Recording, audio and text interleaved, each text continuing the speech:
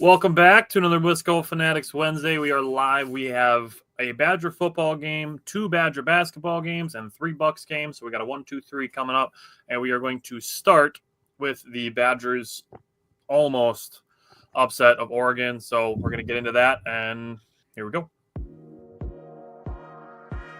Welcome to another live episode of the Wisco Fanatics Show, where we discuss the Packers, Bucks, Brewers, Badgers football, and basketball from an optimistic perspective.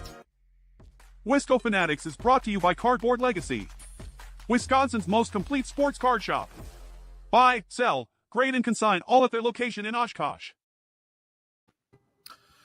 All right, so the Badgers football team, they were 15 minutes away from pulling an upset over the number 1 team in the country, but they obviously play all 4 quarters for a reason. So Badgers gave Oregon a scare, and that's all it ended up being, unfortunately. But we're going to start on the defensive side of the ball, which is potentially where I think the Badgers were the most impressive.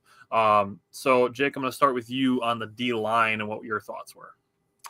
I'll tell you what, if you asked me this question 2 weeks ago, talk about the D-line versus Iowa, I was not impressed. I was not happy. I don't think there was a single person that donned the Cardinal red and white and was impressed or happy with how the front guys played.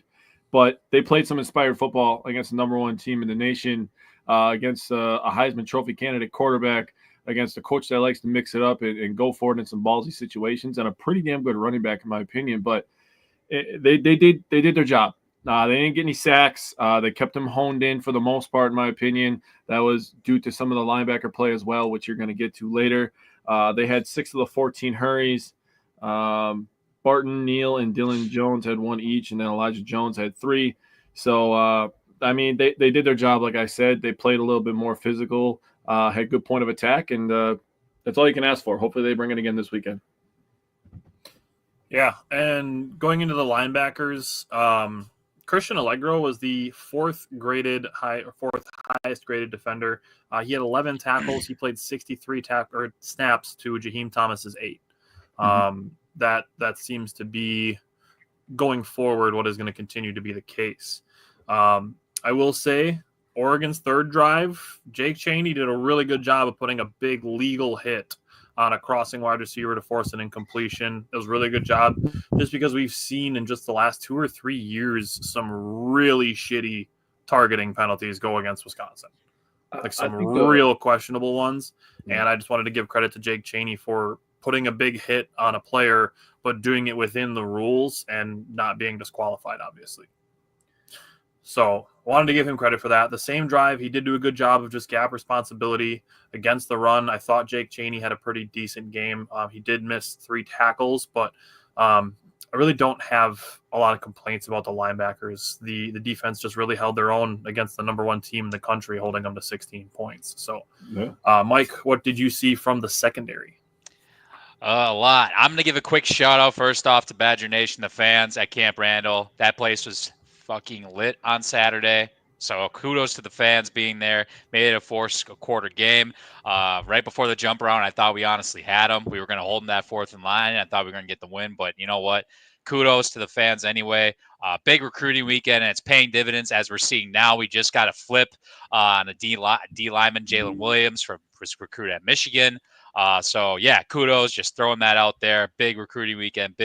Great weekend with the fan base being there as well. So anyway, at the secondary, as you guys kind of said, I thought we held Dylan Gabriel in check for the most part, as Jake said, Heisman Trophy candidate.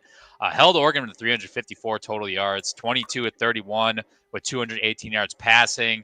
With the 1 interception, kudos to our guy, Nazir Forkarine, for getting that 1 interception on 7 tackles. He's quietly having a really good year.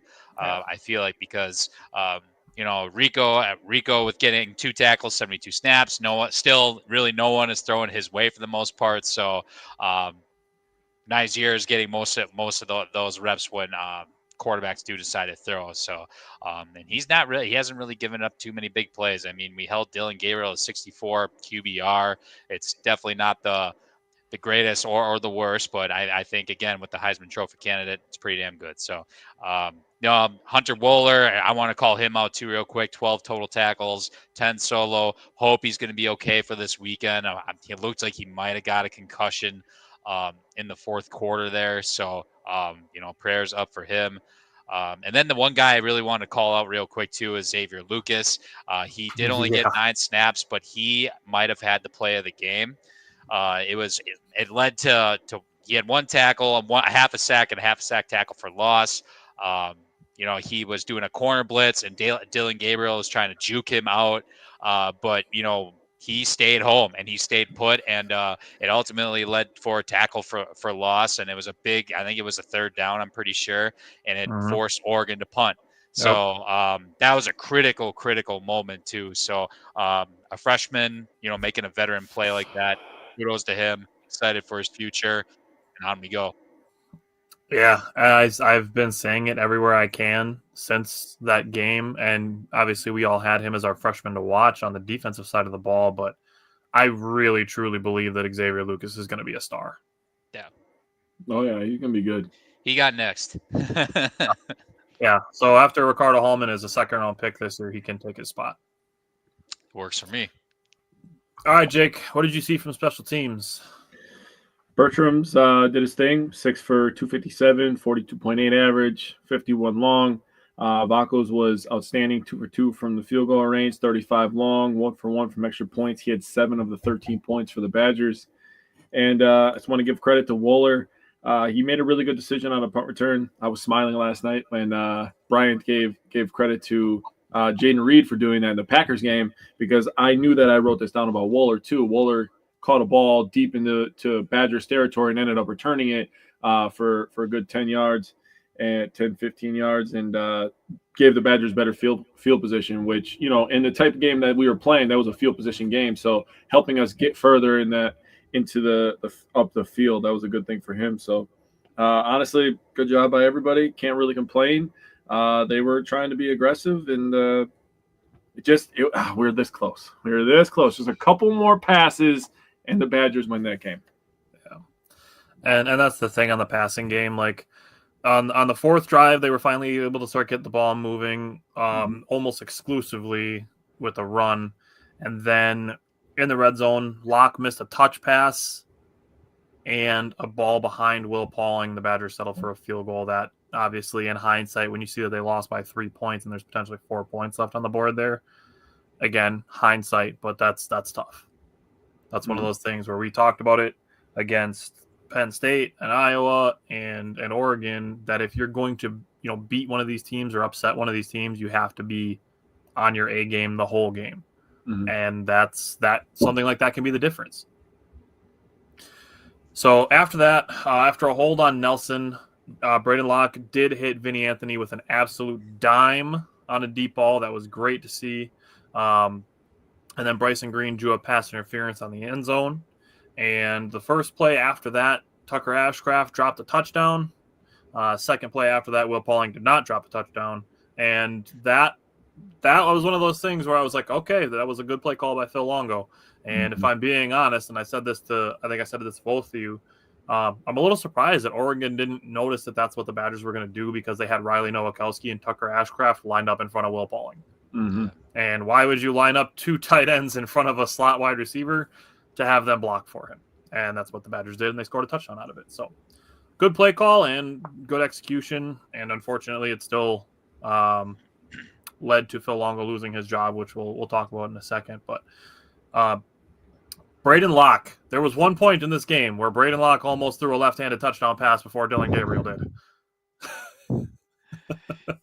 It was about this close from Braden Locke throwing a left-handed touchdown, which would have been amazing vibes, especially in a bid against the number 1 team in the country. Would have been crazy. On an RPO play too, a broken RPO play, and he scrambles out and goes crazy.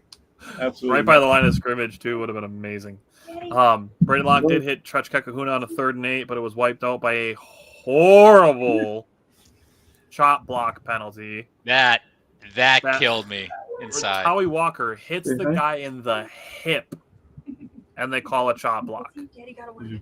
A hit in the hip gets called for a chop block, and it wipes out a 3rd and 8 completion from Braden Locke to Tretch Kekahuna. Would have been obviously a first down and would have kept their drive going. Just a terrible, terrible call. and it sucks, and there's like nothing you can really do about it. And then Braden Locke, unfortunately, to keep his streak alive, a tipped pass ended up intercepted. So just kind of a tough ending to the passing game for this game, but Yeah. it is what it is. We'll move forward, and like I said, we'll talk about it a little bit more in a second. But Mike, what did you see from the run game? Yeah, I thought Tawi Walker had a very, very good game. I mean, there's moments where he ran pretty hard. You know, given the circumstances, Oregon came in with one of the best run defenses in the Big Ten, if not even the country. So we did get it does kind of look bad on the stat sheet. 34 this is just collectively now. 34 carries, 130 yards.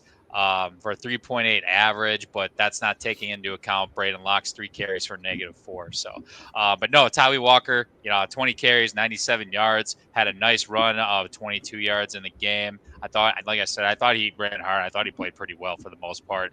Unfortunately, we couldn't connect on that swing pass, not the swing pass, the touchdown. Well, potential touchdown throw coming from Braden Locke there in the red zone. That was a perfect play call, I thought.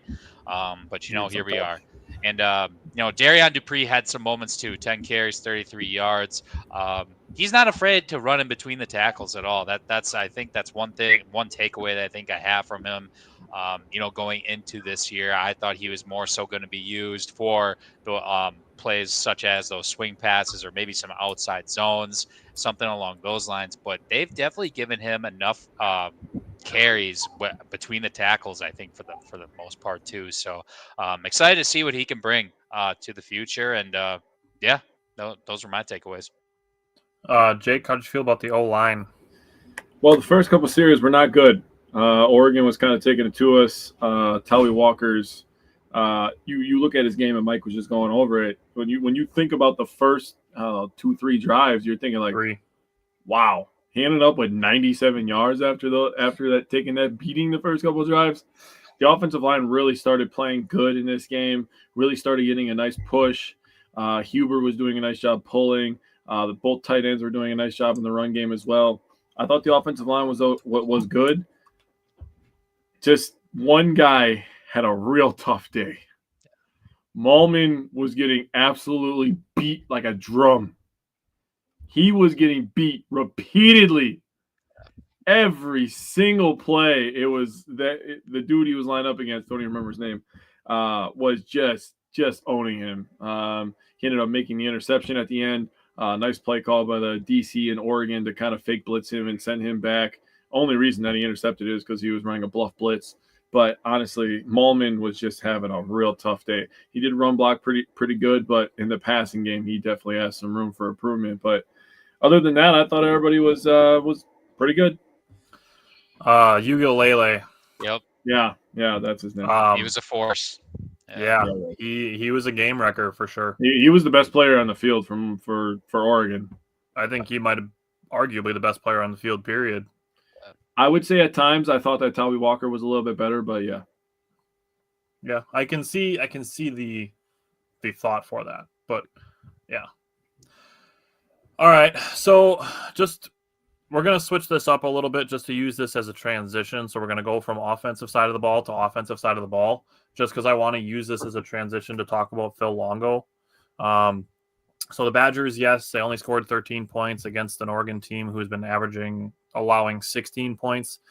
But the thing is obviously the disjointedness of the offense at times, but 0 points in the fourth quarter. You look at the Penn State game, 0 points in the second half. Like you have to be able to put points up to upset teams. Like it's not a secret, and it's not, it sounds dumb to say it, but it's just something that you need to do if you want to have a chance to upset the better teams. And then to, in the future, be one of the better teams. Yep. So I'm not expecting the Badgers, as we're going into the Nebraska game, and Fickle said the play calling is going to be a collaboration. Well, and we are going to plan an offensive coordinator candidate segment, whether we do it on a Wednesday or we do it on its own or we do it in graphics, however we're going to do it. We're still planning that yet. However they go about it, it's not going to be the 2010 Badgers or the 1999 Badgers where they run the ball 75 times a game. Like they're not going to just go back to being exactly how they were. There's still going to be a marriage of running and passing and using each to open the game up. Now, Jake knows this, Mike knows this, anybody who's ever watched us talk about football knows this. I love play action. So as we're going into the Nebraska game, I would love to see more play action worked in. I'd love to see the ball in the hands of Vinny and Tretch, and we'll see just kind of what it looks like. And it's going to be an opportunity for some different looks, some different strategy, and maybe some different players involved. And we'll see how it looks. Honestly, I have zero expectations. There's nothing that I expect the Badgers offense to do this week except Tally Walker to play well because he's a good player. But I'm not expecting downfield looks or only short field looks. I'm not expecting anything like that.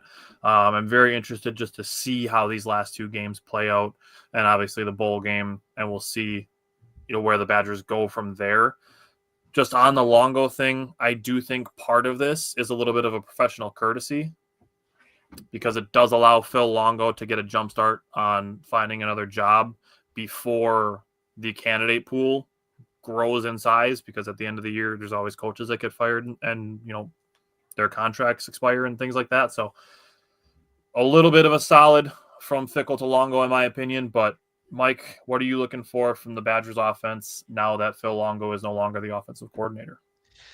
It's going to be interesting to see. I'm kind of going to touch base about this with the X Factor part of it later. But I do think, for the most part, the one thing I'm looking for, are we going to see like Katie Akamelli maybe get involved with the new play caller? I mean, just speaking from should have been able to guess that.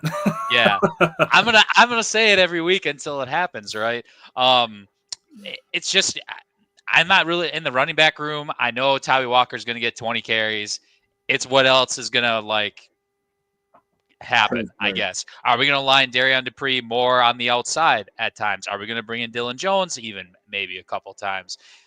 Just to get, why not use a couple freshmen with only 2 games left? Maybe like Dylan Jones, who, as an example, who's probably only played in 1 or 2 games, going back to the whole red shirt rule. If he hasn't played for, 4 games yet, cut him loose. Maybe going these last 2 games, this staff has nothing to lose. Let's cut some of these young guys loose and see what they can do, and scrap up a couple wins.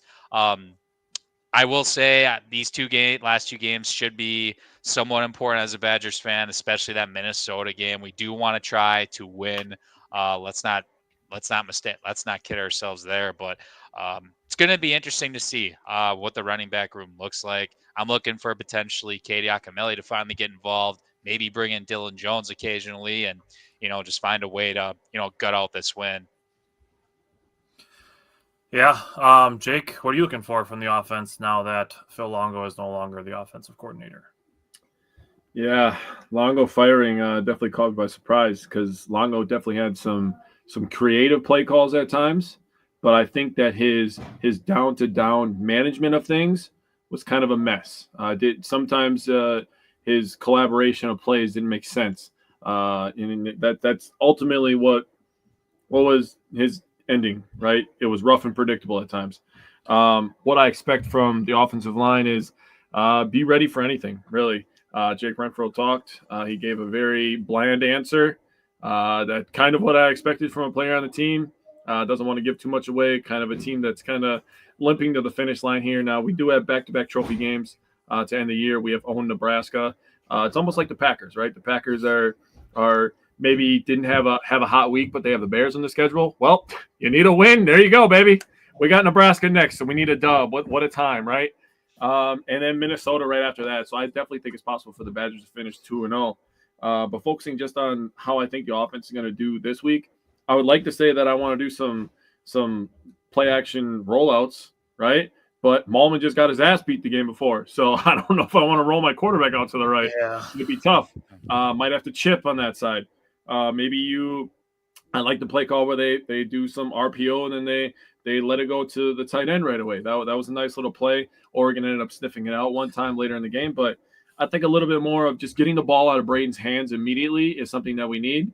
Offensive line is just going to have to do their damn job. They're going to have to block, and they're going to have to road block for the running back, straight up.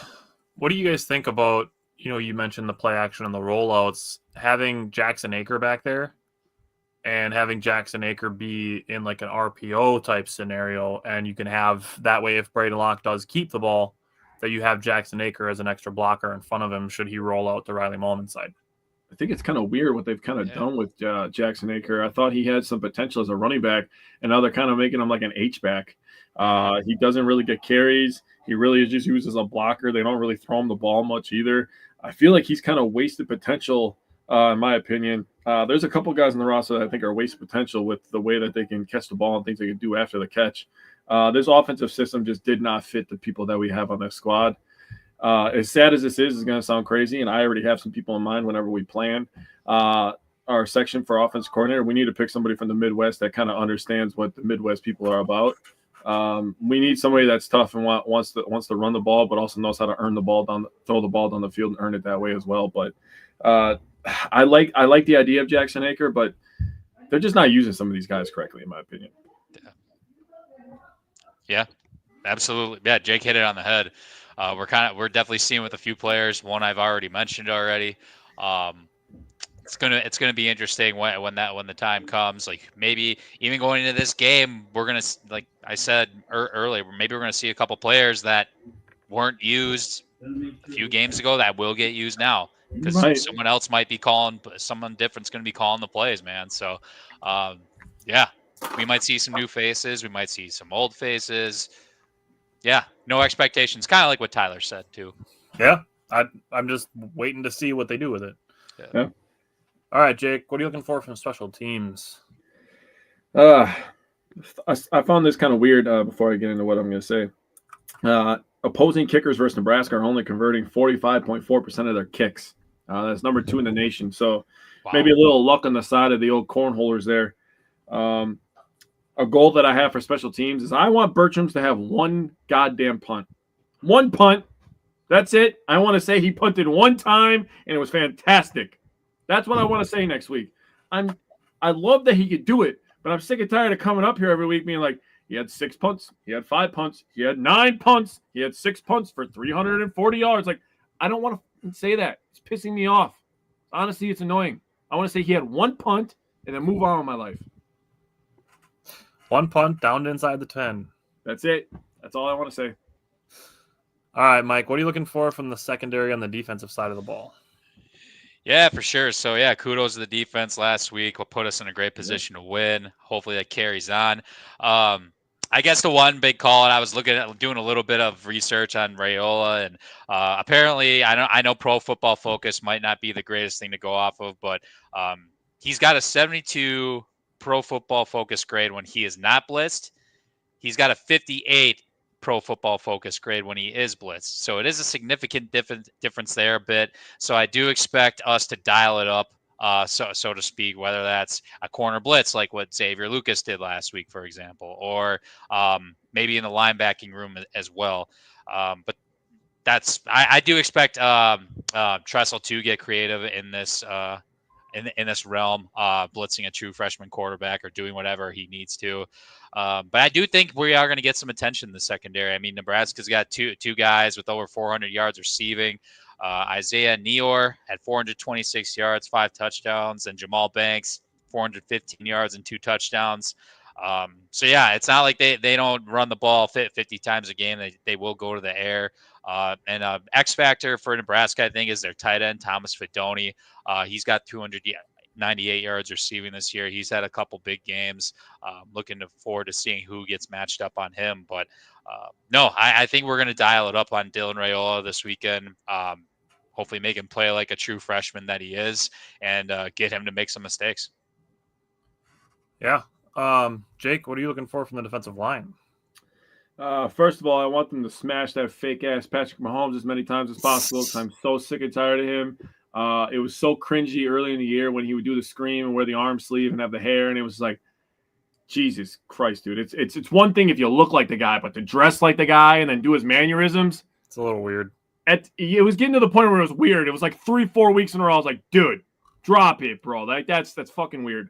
I don't think that he's that good. I don't think he's special. I think that he's an average college quarterback in today's game. They throw the ball 51% of the times. So with that being said, they have kind of a 50-50 split, and they have two running backs that they really hand the ball off to, Dowdle and Johnson. They both have good averages. Dowdle seems to be the guy that getting most of the work. He has 8 touchdowns on 120 carries. They have some big boy receivers. They have a couple 6'4" guys. They have a freshman who's around 6 foot, 6'1". So we have to stop the run, so they're not allowed to use their play action pass and use their big wide receivers. It's going to be interesting to see what Tressel does. Don't think that you go one-on-one man coverage on these guys because they are big-time guys. We saw what happened against USC with their big receivers. I think you have to mix it up, but I would love, and I'm glad that you brought it up because I wrote it down too, blitz. Yeah, and the linebackers will be part of that as well. I mean, you look at Nebraska, they run 35 times a game. They pass 34 times a game. It's about as 50-50 as you can get. So the Badgers' best run defender last week by grade was Christian Allegro. By run stops, it was Hunter Wohler. But the Badgers missed 14 tackles. 11 of them came against the run, and 7 of them were by linebackers. So I get that Oregon has a lot of talent on their team, but missing 14 tackles is a lot. And half of them being from just the linebackers is concerning.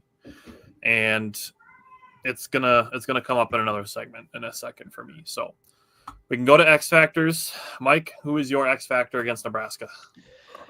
It's kind of it's by committee. My X Factor is the play calling for the Badgers. Kind of talked about it before. It's going to be interesting to see if this is by committee or if this is just one guy. Rumor had it. A couple articles were saying that Nate Letton, the tight ends coach, was going to be the play caller, but that's, we're going to see. Well, we're going to find out once we see it, right? So if he is, do the tight ends get more involved than this week? I mean, if there's one position group that maybe hasn't gotten involved this year in this system, it's been the tight ends. We have not seen collectively, we have not seen much from them this year, from Tucker Ashcraft or Riley Nowakowski.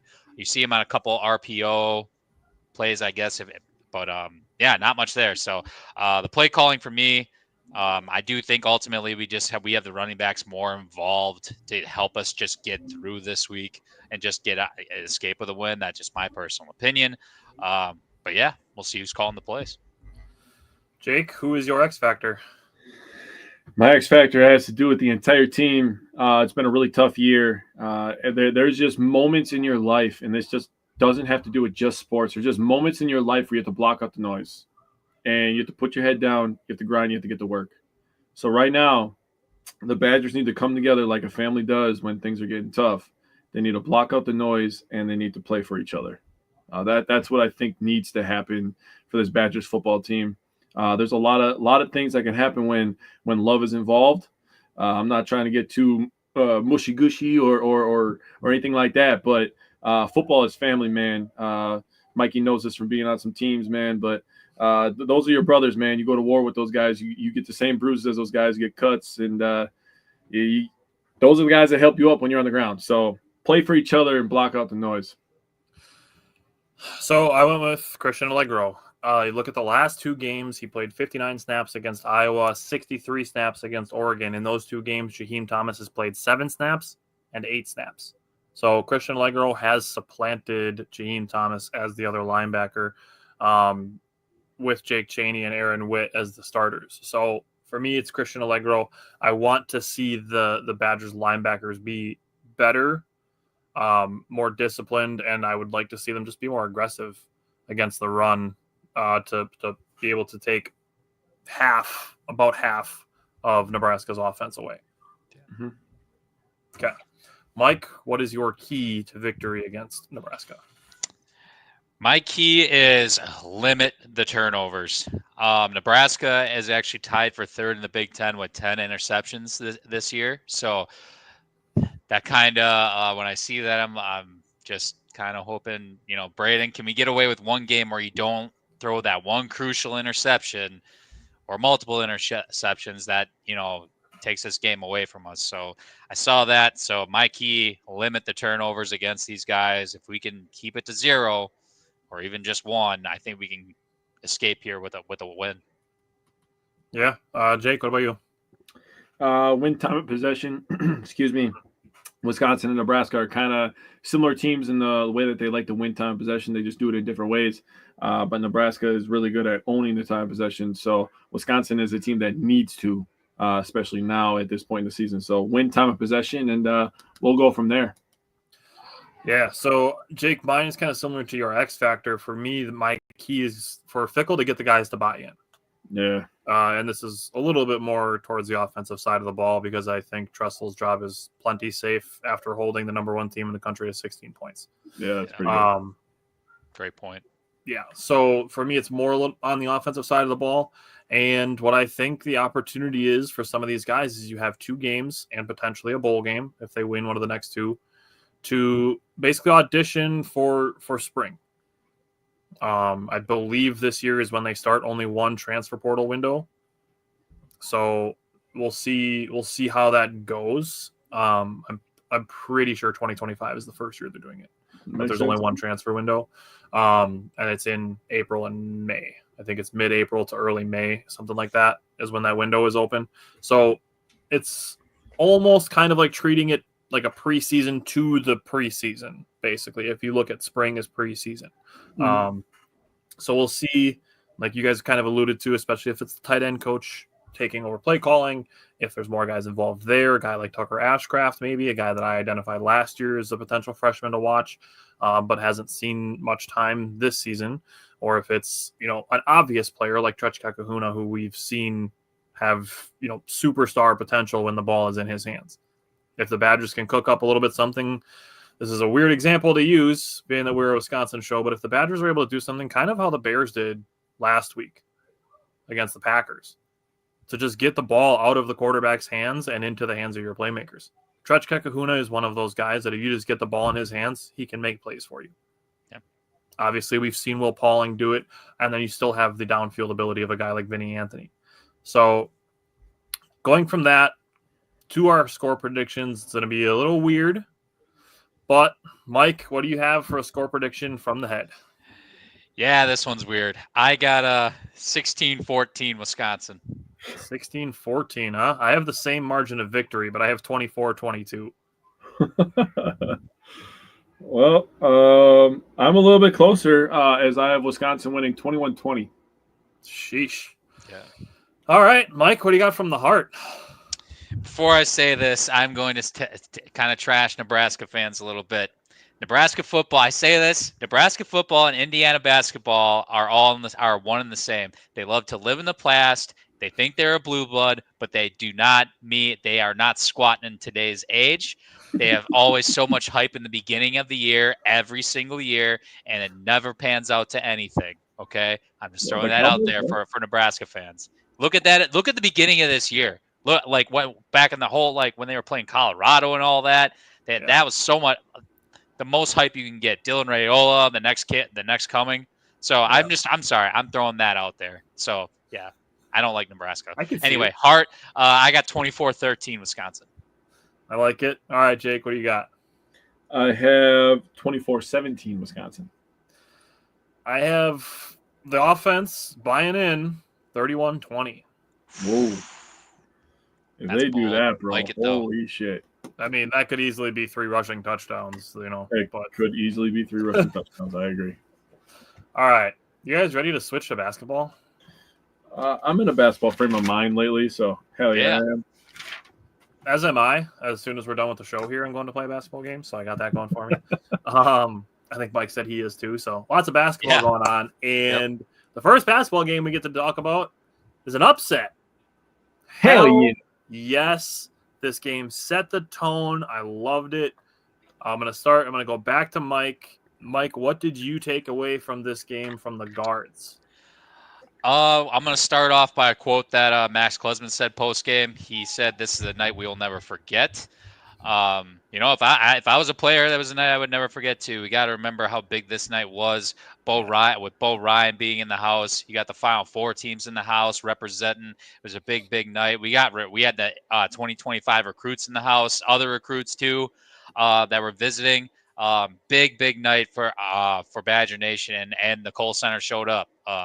It was packed house. I wish I was there. I wish I could have ran on the court at the end, being one of the young students. But no, here we are. Anyway, Max Klesman, decent game, 13 points, 1 of 5 from 3 rebounds, 3 assists, 2 steals. Decent job there. Kamari McGee, 6 points, 3 rebounds, 1 assist. My biggest takeaway from the guards was actually Jack Janicki. He played 19 minutes in this game, 6 points, 2 of 2 from 3 rebounds, and 1 assist.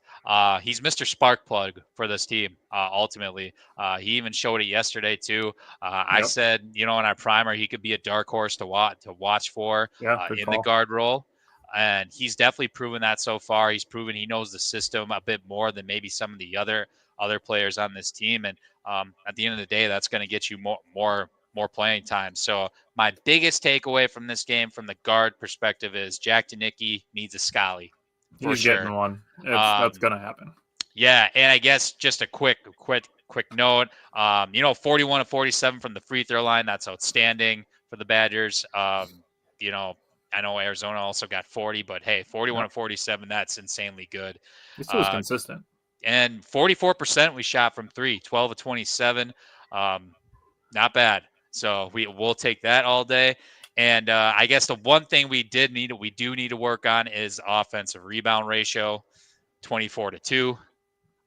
That is one thing. I'll let one of you guys talk about that more, but that's something that we got to clean up. So I'll just jump in because I have the exact numbers. That is an Arizona strength. And when I was looking at it, I think part of the Badgers not having as many is they were focused on getting back on defense more than offensive rebounding. So that's just a personal thing. But looking at it, a couple turnovers and those offensive rebounds that you mentioned helped Arizona go on a 16-8 run. The second half was a 7-0 run in about a minute and a half. Arizona is number 2 in the country, averaging 18.3 offensive rebounds a game. They have a lot so of that is there. What's that? They have a lot of athletes over there. They really do. So that's just playing to their strengths. Mm-hmm. For me, looking at the wing players, John Tonje was fantastic. He was immediately looking to be aggressive and getting to the foul line, getting to the free throw line. He drew 2 fouls in just over a minute, had 5 free throws in just over a minute to start the game. He had 20 points at half, so 21 points in the second half. First half, he made 11 free throws. He finished with 21 points from the free throw line, I believe. And he ended Arizona's 7-0 run that I just mentioned in the second half with a three-pointer. Finished with the 41 points, the 6 rebounds. Yes, he was 21 of 22 from the free throw line. That is a Badgers record. And John Tonje drew 13 fouls. He was aggressive. Insane. He was really aggressive. Yeah. So looking at John Tonje, he had 41 points, 6 rebounds, 21 of 22 from the free throw line. You go back the year before when the Badgers played Arizona and you look at AJ Storr against Arizona, he was 4 for 13 from the field. He made 2 out of 3 free throws. He had 10 points and 1 rebound. Woof. Upgrade question mark? That's the hypothetical I was putting out there. Athletically, no. Basketball player, yes. And who gets the credit on that one? I don't know. I don't think the fans would like. I don't think the haters would like to hear that. But I mean, I don't know. I don't know. I don't know. I just work here. Yeah. But what do I know? Figure it out amongst yourselves. Tyler, the instigator. All right.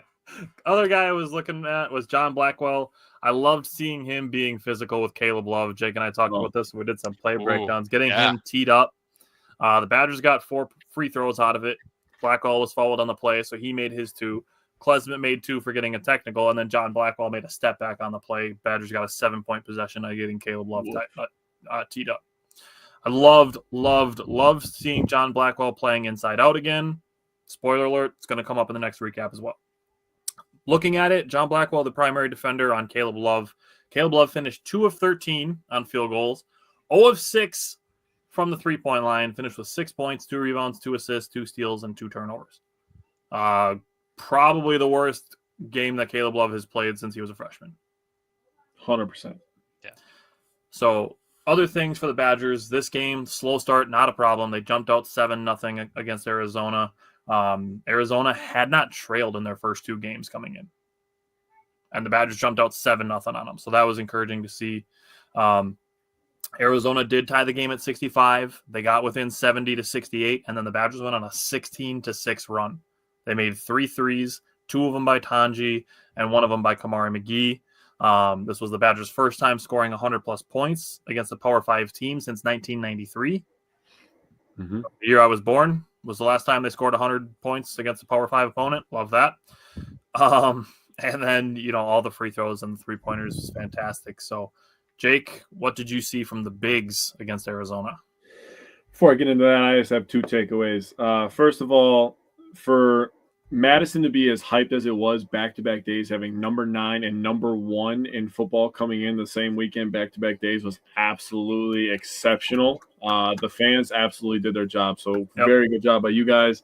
Might be Arizona's most dysfunctional offensive game the entire year. Yes, they scored 88 points, but they got 28 of those from the free throw line. They had no flow.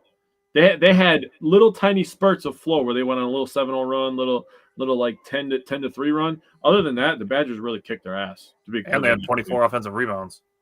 Yeah, they shot 4 of 23 from the three-point line.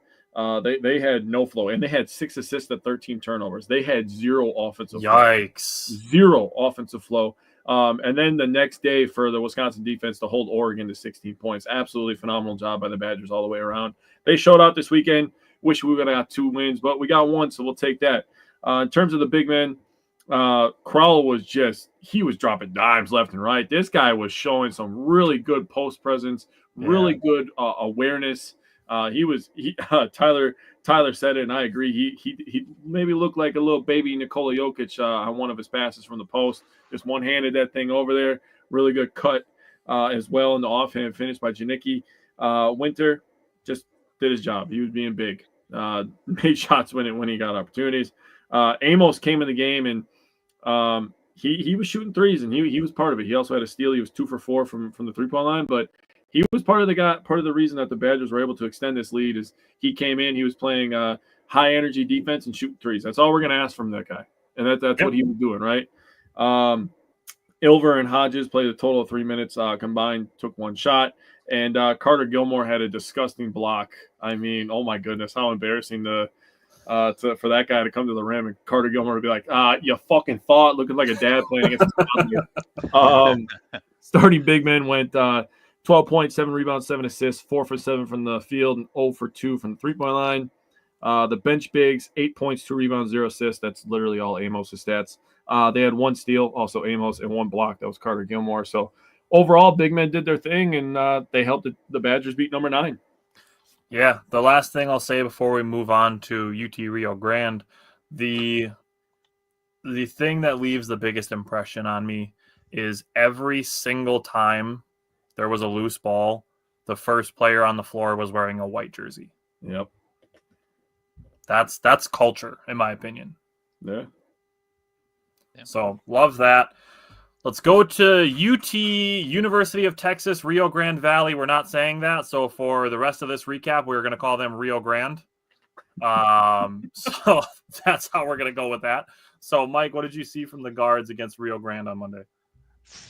Well, this was a small ball game. I mean, obviously we adjusted to it. I'll let you guys talk about the other players there, obviously, but this turned out to be a very small, playing small ball for the most part. I think Rio Grande might be a tournament team. I think this is somebody we should look back at the end of the year, see what their record is, and I think it's going to reflect them having a pretty decent record in this conference because the story of their season really this year with these 3 losses, they were, obviously played a shootout against us. Creighton, they scored 85 plus. Nebraska, they kept a close game too. So they are on the cusp of, getting some big time quality wins. So kudos to them. Anyway, back to the guards. Klesmit, 34 minutes, 11 points, 2 assists, 1 rebound. Kamari McGee got over 20 minutes again, 21 minutes, 2 assists, 1 rebound. And Jack Janicki once again provided another spark, had a clutch 3 when he was out there. He got 10 minutes of playing time with 3 points and 1 steal. For the most part, other takeaways, I do think as a defensive unit, we still need to clean up the defensive rotations a little bit. I think that's still a work in progress with our transfers, obviously, and with our team. But I do want to give a shout out to Coach Gard, especially in the second half. He did adjusting to that small ball. Rio Grande's coach after the game mentioned specifically that he did a really good he gave kudos to Gard and even a specific player I'm going to let you guys talk about, but basically he gave him kudos kudos to him for adjusting defensively. So it wasn't pretty. We gave up over 80 points a game, but Kamari McGee did get a crucial stop on that last possession on I would say the game-winning stop on Hassan Abdul Hakim, who I think is going to be playing on a big-time D1 school somewhere next year, because he definitely showed flashes of whooping our butt. Really, he's crazy athletic too, and he's like 6'9" with handles and can shoot. Yeah. Shit, you want to wear a Wisconsin jersey next year, dude? Yeah, seriously. I was thinking that watching that game. So, kudos to these guys for giving us a fight, because they deserve to win this game too. And ultimately, we did get that last stop at the end that we needed to, but we're moving on. Yeah, I put a pin in it. I put a note to keep an eye on them. Yeah. Not a team that I would have a problem cheering for later on in the season, obviously, unless they play Wisconsin or Marquette. But as far as the wings go, John Tonje, he continues to be an important part of defensive rebounding. Jake, you brought it up during the game. I know I mentioned it last week that the guards are helping out with the rebounding, and I appreciate that. And he's still very aggressive to get to the free throw line. He was 10 for 10 from the free throw line again in this game. So that's 10 of his 19 points. His other 9 points came from 3 3-pointers.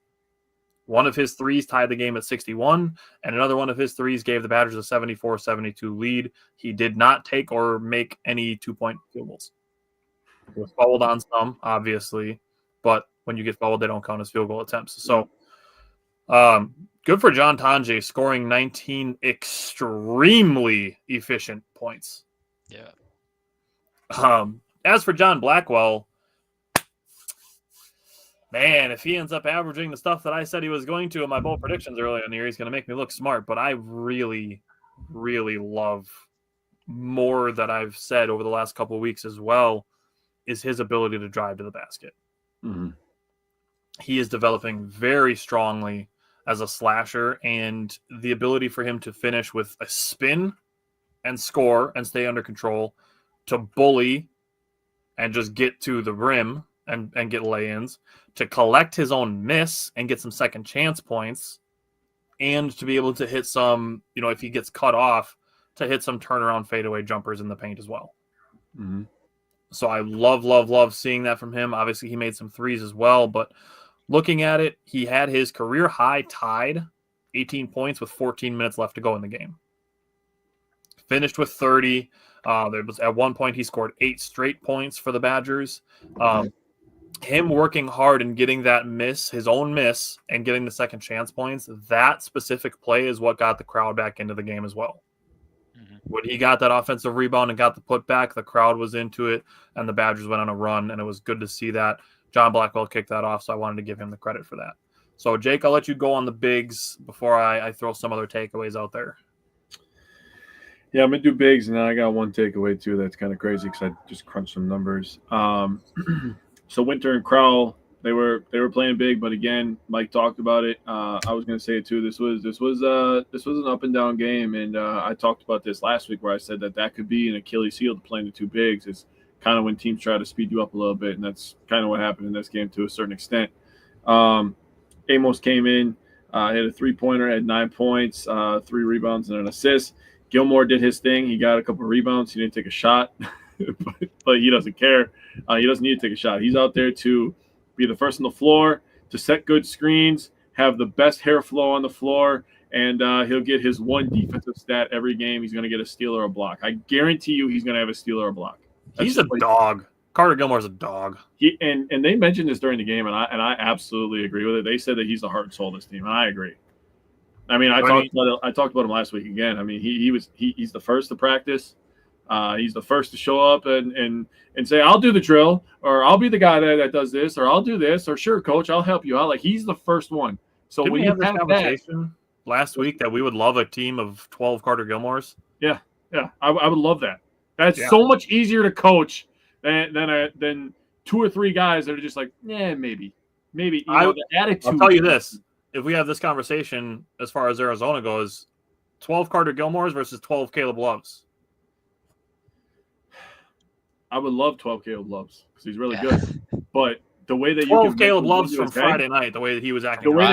That's what I'm saying. The way that you can mentally get into Caleb Love's head that easily, I mean, that's tough to win games like that. And that's something that he's going to have to work on if he wants to be successful at the next level. Because he's going to get looks in the NBA, right? Yep. Carter Gilmore's not getting any looks in the NBA, but you know what? He has a great fucking attitude. He's going to be successful in life because he attacks everything head on. So I'm cheering for Carter Gilmore in that aspect.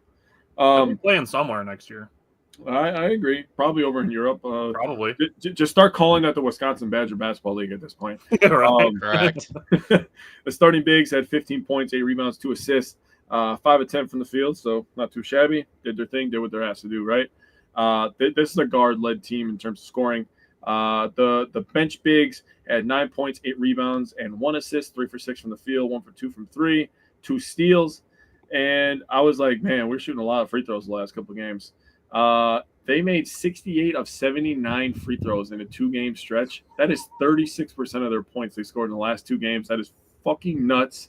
Yeah. And I saw a bunch of people complaining, what happened to the Badgers defense? This used to be a defensive school, giving up 88 to Arizona and 84 to Rio Grande. Rio Grande couldn't miss. I'll tell you what, basketball is different than your grandfather's basketball, okay? So stop looking at your grandfather's basketball. I love the Bo Ryan era too, but watching a game end 45-48 was not exciting, okay? It was stressful, and there was no cool plays. I will say this. They may have gave up 84, but they won the goddamn game on defense with a defensive stop, and that's the thing that I love. That was my biggest takeaway. Yeah, regardless of how you feel about the defense, you can't say that you're not having more fun watching this year's Badgers or even last year's Badgers compared to the, all right, how can we win this game 60-55? I'm telling you, dude, watching a game go 51-48, that was fucking terrible. I don't care what anybody says. We still got the Big Ten season. It still might happen yet. the pre-Zach Edey, like Purdue Wisconsin games where it's like 58 to 49, like that's a halftime score in the NBA. Dog. I'm not saying that everything needs to be just scoring, but you can't tell me that this isn't a more entertaining brand of Badgers basketball. Not to mention that the scoring is also going to be a factor when the pace increases. The Badgers aren't spending 25 seconds trying to find a good shot. They're taking the first good shot. It makes it easier to recruit when you play a better brand of basketball too. Just saying. I was listening a little bit about NIL earlier today. Don't look at the NIL deals for the Kansas team. The most expensive player on Kansas is on their fucking bench, which is ridiculous, and he costs like $75K or whatever. The Badgers' total team is like $200K, and they have a player on their bench that's $75K. That's ridiculous. It's easier to get recruits like John Tonji and stuff when you know they're gonna let it fly. Yep. So this is much better for Wisconsin Badgers if you like winning. And it's credit to Greg Gard. This is his 10th season at Wisconsin, and he is updating. Yep. He is changing with the times. I don't know how that doesn't come off as a good thing. Yeah. Looking at the game, both teams took care of the ball. Rio Grande only had 8 turnovers. Badgers only had 9. The slow start to this game was a little more concerning to me than I had brought up previously with some of the slow starts the Badgers have had, because my previous point was the Badgers were still getting good shots in those games. This game, it felt like Stephen Crowell, Carter Gilmore, Xavier Amos, and Nolan Winter were kind of forcing shots that their game plan was, we are bigger, let's get the ball to the paint. And it seemed like they were kind of forcing some shots early. So that's why this game's slow start was a little more concerning to me. Just, you can pound the paint without having to force shots up. Looking at it personally, I think Rio Grande got away with a lot of moving ball screens. This is just my opinion, but there was a lot of times where it's like, how is that not a moving screen? Where guys are shifting and shuffling their feet as guys are trying to move around ball screens. It was annoying, and a lot of it was in the first half. Is what it is. Mm-hmm. Long shots produce long rebounds. Rio Grande had 14 second chance points. It is what it is. Wisconsin had 16. So if you're worried about the second chance points thing, like I said, long shots produce long rebounds. So that's going to happen against a team that shoots 33 threes out of 63 shots. Over 50% of their shots came from the three-point line, which is wild. And the last thing, Badgers plus 18 at the free throw line. Rio Grande plus 15 at the three-point line. The two teams' strengths became the difference in the final score. Sure. All right. So the Badgers play Friday against UCF. Sorry, too many Fs. UCF on Friday, and the winner of that game will play the winner of LSU and Pitt in the the Greenbrier? Yeah, somewhere in like West Virginia or something like that. It's in West Virginia. I just don't remember what the name of the tournament is called. The 4-team mini tournament.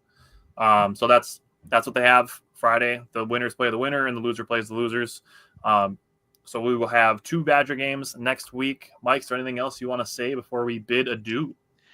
No, I'm excited to as we get closer to conference play. Looking forward to seeing maybe more or different combinations of lineups that we see out there. Ultimately, I wish I would have gotten to see UCF a little more prior to this show, but I'm excited to watch on Friday and even Saturday potentially. Well, for sure. Yeah, full weekend of college basketball and football, so you can't really get much better than that. So, and then you got the Packers on Sunday at home. Hopefully, geared up for another great weekend. Did you guys see that play that guard from UCF made this last week? He made it like an accidental new move. He lost the ball as he was trying to do like a spin move, and he ended up holding it for a second. And then he just dropped it so he wouldn't get called for a travel and threw it behind his back, had to turn back to the original way that he was. The guy that was guarding him just took off because he thought he was going to do a spin move trying to get ahead of him. And then he was wide open for a 3 and he cashed a 3. And he just made it look like he did it on purpose, but you could tell his face. If you close up on the face, he was just oh shit, like an oh shit moment, and he just drops it, grabs it and shoots it, and I'm like, dog, that was smooth. That was one of those things where you play enough basketball, something weird will happen and it'll work. Yeah. Did the Jordan shrug after? Yeah. Better to be lucky than good. All righty, Mike, we will see you next week. Look forward to it, and have a good one. We'll see you next week. Later, fellas. Later, dude. All righty, so we're going to switch from Badgers to Bucks. Now we have 3 games to cover. And we're going to start with the Pistons overtime game from last Wednesday. A little bit of a, I don't even want to say heart. It wasn't a heartbreaker, obviously, but a heart pounding ending. Yeah. A pulse pounding ending to Bucks Pistons. But hit me with your takeaways from the overtime win in the Giannis beating the Pistons game. Yeah, dude. This is, we're going to be. There's 3 things that are going to happen. There's 2 things that are going to happen. First of all, we're going to talk about Giannis and the Bucks offense kind of waking up. The defense has been playing better too, by the way. For all the people that are hating on Doc Rivers. The defensive rating the last couple of games has been really good as a team. And 2, what the fuck are the refs doing? Those are the 2 main things that are going to happen when we talk about the Bucks this week. But we got 2 out of 3 coming into this week, so love that. We should have 3 out of 3, but I'm not going to sit there and hone on the past. It is what it is. Yep. So Giannis, what do I need to say about Giannis, dude? 50. Do you want to see what I wrote? I literally just wrote in big bold letters that Giannis is still in contention for the best league, and he isn't going anywhere. No, First of all, he's not going anywhere from contention to best in the league. He's not going anywhere out of Milwaukee. He's going to be a Buck for life. Yep. We both firmly plant our feet on that. Yep. Brook Lopez absolutely woke up in this game. 29 points, 8 rebounds, 9 for 17, 5 for 8 from 3. was defending the rim like he always does. I feel like I don't have to bring that up, but I should just because I don't want to take it for granted. He's so good at that. In terms of bench, the bench had 21 points, 9 rebounds, 7 assists, 8 of 19 from the floor, 5-11 from 3. So honestly, with most of our bench moving into our starting lineup for this game, I'm still pretty happy with the bench output, to be completely honest with you. Yeah. Efficiency-wise, the Bucks got 29 points from the drive, 38 points from catch and shoot. 17 of the 38 came from Brook Lopez. Had to point that out. Also in the driving aspect, 21 of the 29 came from Giannis, which you kind of expect. Jesus. In the pull-up game, they had 27 points. 17 of the 27 came from Giannis. So if you add Giannis's drive and pull-up game, that's 38 of his 59 right there. Pull-ups. He's just running down. Yeah, dude, he was hitting the mid-range really nicely, and he was playing real smooth. He's actually been shooting the mid-range pretty good, shooting at a pretty efficient clip, which he has to. He doesn't have to shoot threes. Just give you a 15 to 19 footer, and you'll be unstoppable. I mean, look at this game. He was hitting a 15 to 19 footer, and he had 50-9. That's crazy. They had 16 points in the paint. Giannis had 8 of them. In terms of rebounding, I thought the rebounding was pretty even both ways. Bucks had 47, 9 offensive rebounds, and 38 defensive rebounds. Pistons had 45, 11 offensive rebounds, and 34 defensive rebounds. So really, I'm going to pause it right there. I'm going to let you do your takeaways, then we can talk about that terrible call to get into overtime. So I pulled it up. Giannis is shooting 44% on mid-range. Yeah, that's respectable. I'll take that. Absolutely, I'll take that. Yeah. So I'm just going to start on Giannis. Giannis specifically. The fact that there are so many Bucks fans complaining that Giannis had no help, or the fact that people were saying that it took Giannis scoring 59 to beat the Pistons.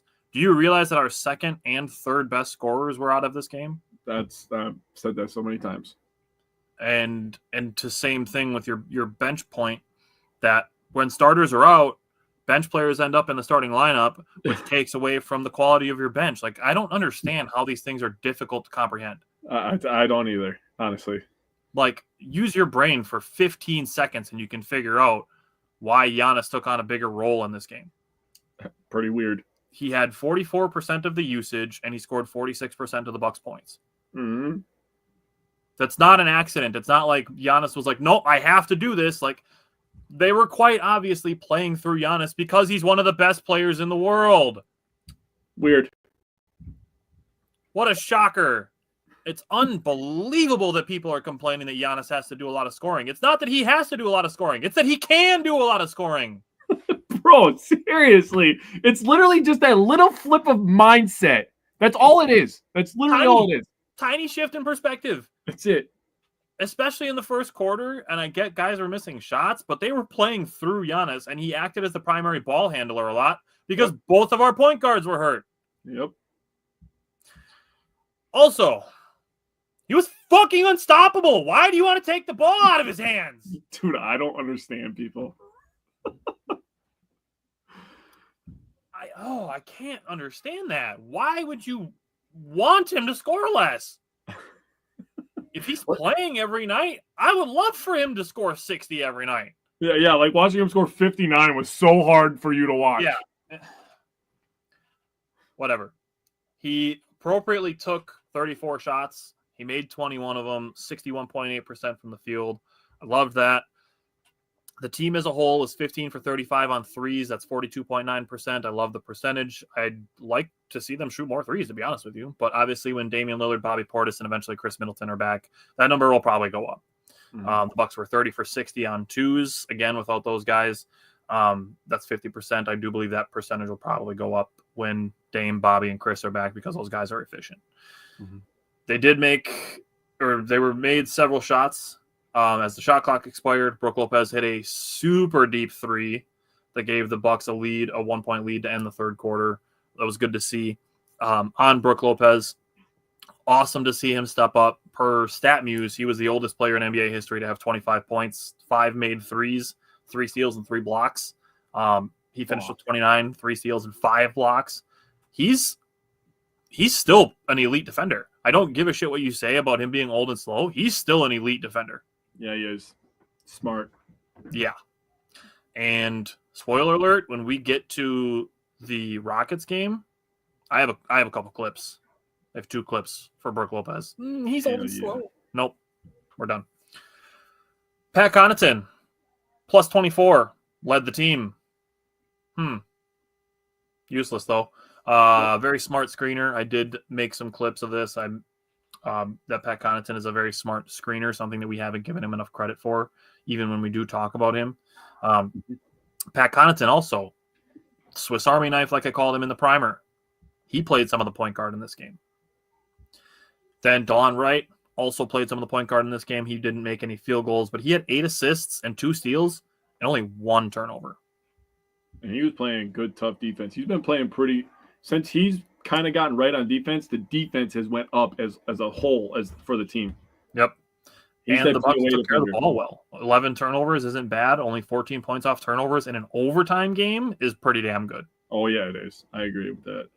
So, end of the game, huh? Dude, what the hell call is that? How do you review that? Even if you call the foul, how in the hell can you say he was under control enough to call that a shooting foul? Yeah, and that's what Giannis was kind of barking about, too, at the end of the game. He was like, he wasn't shooting. He didn't even have control of the ball, and I agree with that. I 100% agree with that. Yep.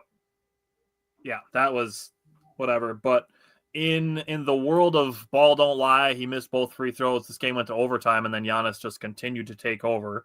He literally scored, got a block, got the rebound, came down, got an assist on a Brook Lopez 3. The Bucks got another stop, and then Giannis walked down and hit a 3. And it's like, Jesus, this guy is dominant. Like, I need a stronger word than dominant. He said, dude, he's wild for that. That's crazy. I was geeking out. I said, no, he didn't, bro. That's the hashtag unseen freaky hours. He needs to chill. No, he didn't. He was going nuts. I was freaking out. I was like, oh my God, that's my boy. That shit was so funny, man. Somebody said he was going to be ringing the bell when he got home, and it's like, if you know, you know. Bro, he scored 59. No reason to ring the bell. She better have been down waiting for him. Oh, settle down. Just saying. She probably doesn't have to. He's pretty tall. All right, let's talk about the Hornets game on Saturday. What should have been the 4th W in a row. Yeah. The 3rd W in a row out of 4. GA still had a good game. He had a triple-double. Don't want to discredit the triple-doubles because they're amazing for a guy who's 7 feet tall. I don't think people really appreciate enough how good he dribbles. For the kind of game that he plays, his handle and his playmaking ability are as elite as you're ever going to see. You talk about guys that we're never going to see this guy, never going to see this guy again. We may never actually see another Giannis. A guy who plays that physical brand of basketball, doesn't shy away from anybody, two-way player, the personality that he has, the way that he carries himself off the floor. He's able to dribble the ball. He can rebound with the best. He could dunk on people. I mean, I don't know if there's another one. There's one guy, and he needs to put on a lot of muscle before I'll say that. But there's one guy that could do it. Yeah, but there's one guy that is doing it, in my opinion. Yeah. The guy that I'm thinking of, that I'm sure you know who I'm talking about, needs to put on like 120 pounds of muscle. Talking about Wembanyama? Yeah. I mean, Wembanyama shoots the threes, though, so he's a little bit different in that aspect. Yeah. But Wembanyama is also an alien, so I'll give you that. That's. But having that be the only comparison should kind of tell you. He's the only guy in professional or college basketball, or and I'm gonna just extend this to the European leagues. Like, that's even in the conversation. Yeah, I agree. Taurean Prince had a really nice game, 9 of 14, 4 of 5 from 3. He was striping. He actually had a really, really good game with the dribble drive himself. So good job by him. Delon Wright he actually made a 3. And every time I watch a Bucks game within the last 2 weeks, I'm like, dude, if you just give me 40% from 3, you are going to be such an impact player on this goddamn team. With how you can defend, you can handle the ball a little bit, take a little bit of responsibility away from the big guys for little short periods of time so they can catch their breath. If he's this close, I think, to being a really big impact player. With his defense, I'll take 35% from 3. I'll take 35% too, but I'm talking. Especially if he's going to keep doing 8 assists and 1 turnover. Yeah, give me like 3 for 7 instead of 1 for 7, and the Bucks are just going to go like this up the standings. Yep. Andre Jackson did really well in this game, played with really great energy. The thing that I love about Andre Jackson, that he's so wet behind the ears that he doesn't even realize that what he's doing sometimes, it seems like. But he's just out there hooping, bro. He's having the time of his life, flying around, smacking it on rims. I love Andre Jackson, dude. He's so fun to watch. For all the people that want to know what it was like, if you don't know what it was like to watch the Bucks when they were not good, you looked forward to just watching one guy every night. Like, we used to look forward to just watching Michael Redd. Yep. It was like Michael Redd's going to shoot a bunch of threes. He's going to make some disgusting threes. The Bucks are probably going to lose by like 8 to 10 points, but hey, Michael Redd's going to go off. Hey, it's 2012. Like, I'm ready to watch Ersan Ilyasova jack up 7 threes this game and make 5 of them. And then he's going to get like 4 offensive rebounds that he has no business, and then make a layup having a 3-inch vertical. And it's just like, I don't know. And he's going to take at least 1 charge. At least 1 charge. Those are some good times, though. I enjoyed it just because I love the Bucks. And we could talk about like Charlie Villanueva, like a guy who was ahead of his time. Oh, dude, love Charlie V. You know that. I fucking love Charlie V. He'd be good in today's NBA. Oh, dude, Charlie V would be a fucking monster on this Bucks team. Monster. Like, he's like a taller version of Kyle Kuzma. He's honestly like Paolo without the handles. He's like a more reliable 3-point shot on Bobby Portis because he was also tough. I was kind of thinking Bobby Portis too a little bit, but he's not like a great defender. He's a little bit slow, a little bit flat-footed, a little bit slow on that end, but he could stripe it from 3. 4, yeah, he would be awesome. But talking about Bobby Portis, he had a pretty good game in this one. 21-7-3, 9 of 15 from the field. The bench in total had 43 points. That's the second most points the bench had this season. In terms of efficiency, they got 19 points from the drive. 43 of their 114 came from catch and shoot situations, so they did a good job knocking down their open shots. Pull-up game, they had 20, and in the paint they had 16 points. So that seems to be kind of the area that they're hitting there. I'm gonna pause it there again until we get to another terrible call. So go ahead. Looking at the team 3-point shooting, they were 15 of 36, just shy of 42%. They're getting more consistent in this area, and I really believe that wins are going to follow with the team shooting better from the 3-point line. Turnovers, only 9. That's great. Only 12 points off turnovers. That's also great. Pat Connaughton came in clutch in this game. He had 5 points late in the game to help the Bucks be in a position to be, in the lead before the last play of the game. This was unfortunately, out of the 3 games that we're going to cover today, the non-existent Brook Lopez offense game. Yeah. And so what I'm just going to be kind of looking for going forward is just a little bit more consistency from Brook Lopez. Against the Pistons, he was 5 of 8 on threes. Against the Hornets, he was 1 for 5. Just the 29 points to 5 points, 8 rebounds to 3, 5 blocks and 3 steals to 1 block and 1 steal. I just want to see Brook Lopez a little bit more consistent. I don't have a problem with his production, but if he's somewhere in the middle of that and he's consistently giving you like 14 points, 5 rebounds, 3 blocks, and a steal, that is going to be an efficient version of Brook Lopez. And I just want a reliable version of Brook Lopez. Yeah. So we can talk about now the last play of the game, which we discussed after it happened, that you have a situation where a ref can't see the contact that he calls the foul on.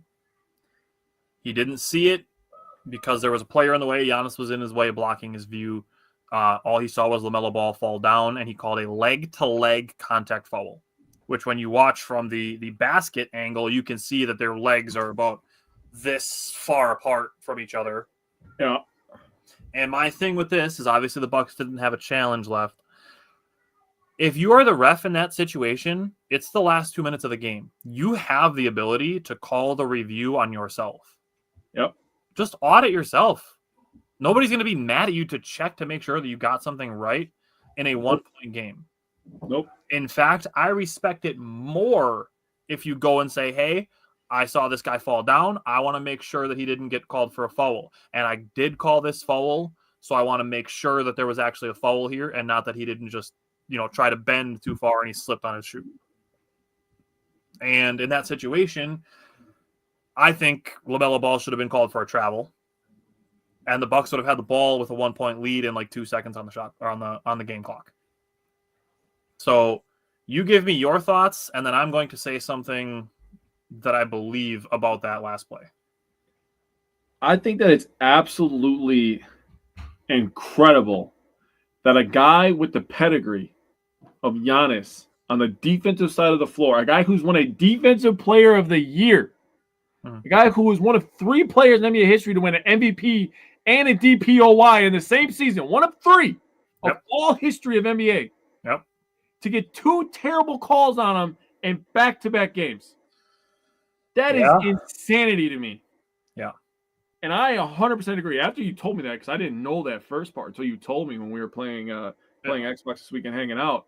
I was like, what? I was just. I read the last 2-minute report, and that's what it said in there that the ref called. I couldn't believe that.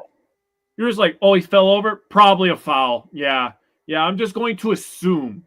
Not like this could change a franchise or anything like that, because there's a lot of speculation swirling around the Bucks about trading this guy, trading that guy. Now, I don't think any of it's going to happen. I don't think any of it should happen. This time next week, we could be talking about a 9-9 Bucks, and they could be back to 500 with 3-0 NBA group play. But we're going to get to that in a second. But it's just honestly ridiculous. I think that I didn't consider the travel call, but I think if they don't call that foul and LaMelo keeps his ground and takes one more dribble, he's about to be in a real bad situation. Because Giannis is going to catch up to him in one step. Even if they end up calling a jump ball. Yeah. Like, I mean, why couldn't they just call it a fair jump ball? I agree. Thing to do in that situation. Honestly, it was laughable. I didn't understand what the hell was going on. It seemed like Wisconsin sports after the terrible call versus the Pistons, then the Hornets, and then the Badgers. It just kind of seemed, and then the Packers actually got hosed on a couple calls. It just kind of seemed like we weren't getting the whistle, and for like a week straight. Yeah, especially on Saturday between the Bucks and the Badgers. It is what it is. And then the Giannis shot at the end of the game, I have no problem with it. I argued with a lot of people on Twitter about this. People are like, oh, just drive. Just get to the free throw line. Like, he's almost guaranteed to get a foul call. The Hornets had a foul to give. So the Hornets wanted him to do that because then you foul him, and then the Bucks have 3 seconds to shoot. Yep. And the game, the way it was going, I believe Giannis only took 1 free throw in this game. He did. So you really think that in a scenario where Giannis takes 1 free throw in a game that he thinks he's going to get a foul call, much less a shooting foul call? I think it was ridiculous for everybody to be like, Giannis should just barrel in there.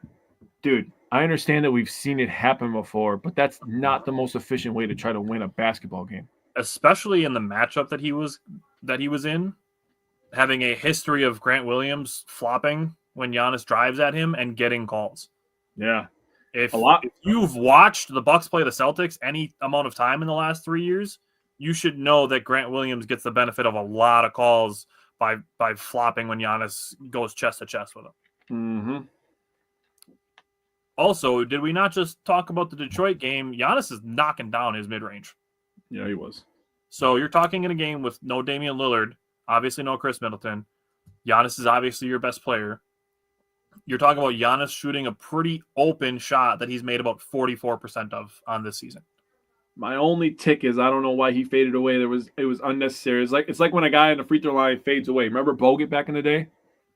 Bogut would always fade back on his free throws. Now that would always leave him short. Yeah. All he had to do was just go straight up and shoot, and I think it would have been money. But I understand in your head kind of fading away because you're expecting a high contest, right? Right. So, like, again, I have no problem with the shot selection. Yep. You know, I no problem with it. Yep. My thing, hot take. If the last 2-minute report comes out and says we got the call wrong, as long as he's not doing it in a way of saying anything disrespectful, like name calling or, you know, like a bunch of profanity, Doc Rivers should not get fined for complaining about the officiating after the game. I 100% agree. If he's right, you shouldn't be fining him. Yeah, what the hell is that about? I get that that's the rule that you fine coaches when they talk about the officiating poorly. But if the NBA report says the officials messed up, the coach should not get fined by the NBA for saying that the officials messed up. All he's doing is agreeing with you. Yeah, Dame was critical of the 2-minute report too, saying, "What's the point of this when the game's lost?" Yeah, I agree. Honestly, it goes back to what we talked about in Major League Baseball with how bad some of the umpires were. It's like, send them down to AAA. Send some of these refs to the G League and call up the best or the most, correct G League referees to the NBA. Like, do it that way. Yeah. Make it so that the referees have, some stronger incentive to be correct or to audit themselves. All right. I agree.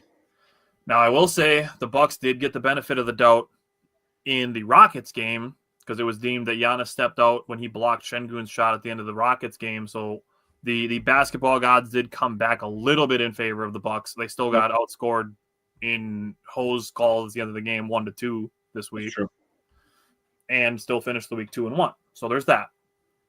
Now, going to the Rockets game, I think at the last play of the game, even though the Rockets did have a chance to win it, and Şengün was open, two things I think on that. One, AJ Green misplayed that final play. AJ Green should have stayed in the paint, as I believe it was Gary Trent Jr. was going with the corner perimeter player. Yep. And the second thing is Taurean Prince being long affected that pass. I also think that I thought that was the dumbest shit ever, having Fred VanVleet make the pass. I understand he's a good passer, but he's also like fucking 5'9", getting lost in the crowd. Yeah. And then having Taurean Prince that's like, 6'7", 6'8", with his probably almost 7-foot wingspan standing in front of him.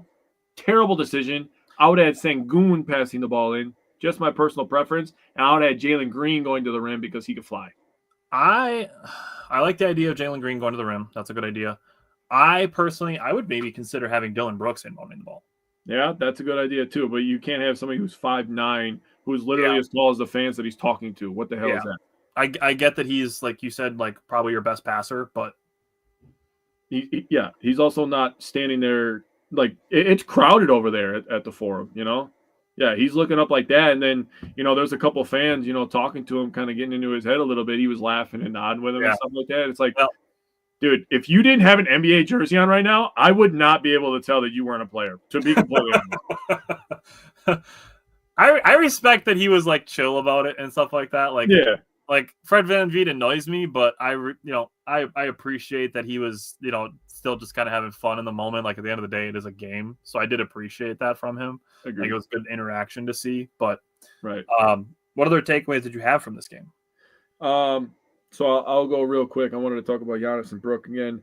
Giannis had 20, 13, and 4. He had 3 blocks and 2 steals.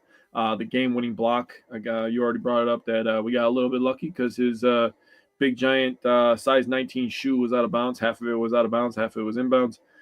Brook Lopez had 27, 10, and 1. He had 5 blocks and 3 steals. Just fucking monster, dude. He was everywhere in this game. He took over for a little bit. Taurean Prince didn't have the greatest game. Kind of hard for him to get a flow. I kind of expected him to kind of take a little bit of a backseat with Dame coming back, because he's going to get that many fewer touches. Yeah. Bobby Portis was okay. The bench overall was 34 points, 14 rebounds, 5 assists, 12 of 27, and 8 of 16 from 3. So they were a little bit under 50% from the field, but they were at 50% from the three-point line. You give me that and you hustle, you're going to hold your own. And if you do that without Giannis and Dame, then you let them take over the rest of the game, and Chris Middleton eventually, when he comes back, the Bucks are going to be just fine, win plenty of games. I'm going to go over efficiency. Then I have 2 more things to say. Driving, they had 22 points off the drive, and Dame led the way with 15 points. I saw that you said earlier this week that Dame was tremendous driving the ball to the rim, and he absolutely was. They had 38 points off of catch and shoots, 14 from Brook, and 12 from Gary Trent Jr. So really nice to see Gary Trent kind of coming around. 13 off the pull-up game and 8 in the paint. 2 things I want to say. First of all, Rockets were on fire coming in this game. They were like 3rd in the West or 2nd in the West. 5-game win streak. They had won 5 straight, so they were red hot coming into this game. Yep. And when they started going on a run, they started talking shit. And that's fine. They're young and they believe. Fred VanVleet is an absolute dog. I agree with you. He annoys the hell out of me because he usually has big games against the Bucks. Yeah. But game respects game, right? He's got game. And he got hot in that third quarter and carried the Rockets and started the shit talk, in my opinion. But with this shit talk, the Bucks championship pedigree showed up, in my opinion. They were able to take a couple gut punches, one punch to the face, and you know what? They stood up, and this is the image that I got in my head. They stood up, they wiped the blood off their face, and they said, my turn. And they started punching back. Also, bullshit calling the refs, not giving Damus 4-point play. Yeah. How does he not get that call? How doesn't he get that call? Chris never does either. Livid. Chris never does either. It's ridiculous. Yeah. So I'm going to stick on Dame just because I saw somebody say one time, this was probably about 2 weeks ago, say that trading for Dylan Brooks would fix 90% of our defensive problems. I'm like, bro, 90?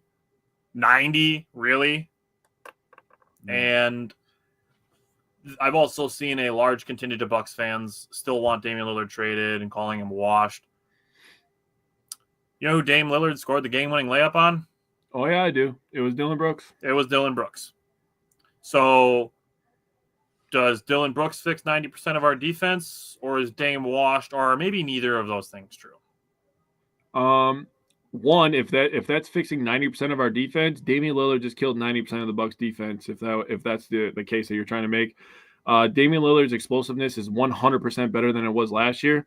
Just wait for the 3-pointer to come around because that's what he does. You don't be top 5 in 3-point makes and not make threes. So glad you just said what you just said about his explosiveness because he looked really, really good driving to the basket. Yeah, he did.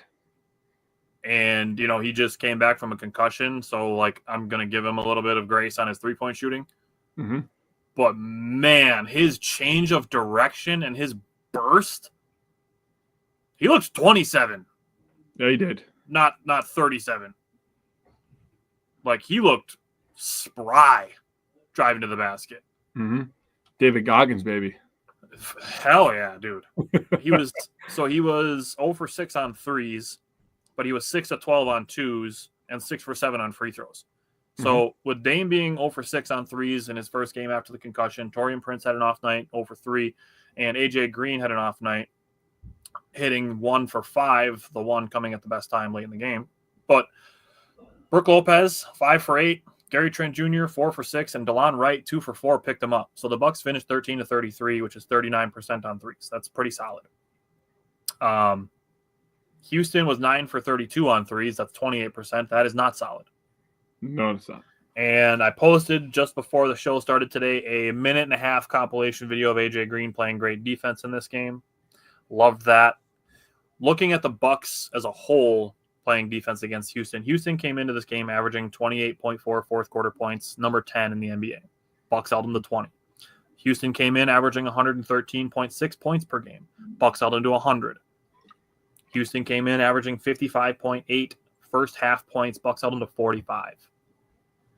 So the Bucks defense was good. Turnovers only 15. It's a little high. 6 of them in the first quarter, 9 of them for the rest of the game. So that did get better. Giannis did have 8 of the 15 turnovers, and 2 of them were on offensive fouls. Those count as turnovers. And Giannis was 2 for 7 at the free throw line, which is a little bit rough. But looking at it, the 15 turnovers, Houston scored 24 points off those turnovers. So if you can clean up the turnovers, I'm not saying you're going to let them score 0, but you're looking at 100 points, 24 of them are off turnovers. That's only 76 points on their regular sets. Yeah, that's pretty low. That's pretty damn good by the Bucks defense. That's pretty damn good. Defensively, AJ Green was working his ass off, and I'm going to be honest with you. If Brook Lopez keeps up the defense that he's playing, he's going to be a Defensive Player of the Year candidate again. He should be. Because looking at Brook Lopez, oh, he's old and slow. Oh, he's old and slow. Oh. That's Amen Thompson, who is young and freaky athletic. Meet and him Brook at the meets summit. him at the summit and weighs 100 pounds more than he does. He's old and slow. This play, Brook Lopez is calling out AJ to go back to Fred VanVleet, so this is just a good call out, and then he pokes it and dives on the floor. Ooh, he's old and slow. Two things. That's twice he's been on the ground giving his body up for this team. And then this last part, this is just good team defense overall. They forced a shot clock violation on this. But switching, credit to Bobby. Bobby looked better defensively in this game, if I'm being honest with you. He did. So good defense. I mean, DeLon Wright, Taurean Prince rotating, DeLon Wright rotating, Bobby Portis stepping up, Damian Lillard being there to not allow the little drop-off pass. Great defense by the Bucks as a team. I feel like a guy that I know on this podcast that I watch on Wednesdays said that the schemes are kind of starting to show flashes on offense and defense, and things might start coming together and they might start stacking up some wins. We just work here. I just work here. So the Bucks play tonight. They play the Bulls in about an hour. Yep. They play the Pacers on Friday. They play the Hornets on Saturday, and then they play the Heat on Tuesday. So we will have 4 games to discuss between now and next Wednesday, and I will see you then. And is there anything else you want to say before we head out? The Friday game and the Tuesday game are NBA Cup games. The Pacers and Heat are NBA Cup games. So I want to win all of them, but I would love to win the NBA Cup and go to Vegas again. I think that'd be a good thing for this team this year, not like last year where it felt like it was kind of a distraction.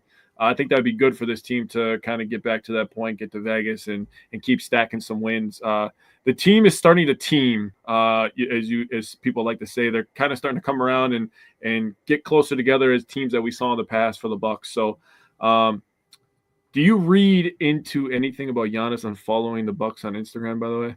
No. I don't either. I just saw a bunch of people freaking out, and I was laughing my ass off this morning at work. It was like, you guys are such doom and gloom. It's so funny to me. You sad sacks of shit. Like, I don't know why you're trying to convince yourself into a hypothetical future that's going to make you upset. You're literally just making yourself upset by putting yourself in that hypothetical because your brain can't tell the difference between an imagined scenario and a real one. Yep, agreed. That's why horror movies scare you, even though you know it's not real. Because your brain can't tell the difference between imaginary and real when your brain is thinking about it. Yeah, agreed. So stop putting yourself through hypotheticals that are going to make you miserable because you're just making yourself miserable by thinking about it. Yep. That's reason enough to change your perspective on things. And as we talk about a lot, just by looking at things just a little bit differently, you can really change the perspective on things and see them differently, and makes it seem like there's a lot more opportunity for things to be better than maybe you think there are. And I'm not just talking about sports. Yeah. We're getting deep now, baby. I will see you next week. Obviously, Tuesday night, we will have our Packers show next week. And then we'll be back next week, Wednesday, for more Badgers football, basketball, and Bucks. Until then, go Bucks, and I will see you next week. Go Bucks. Good luck at your game, bro. Thanks.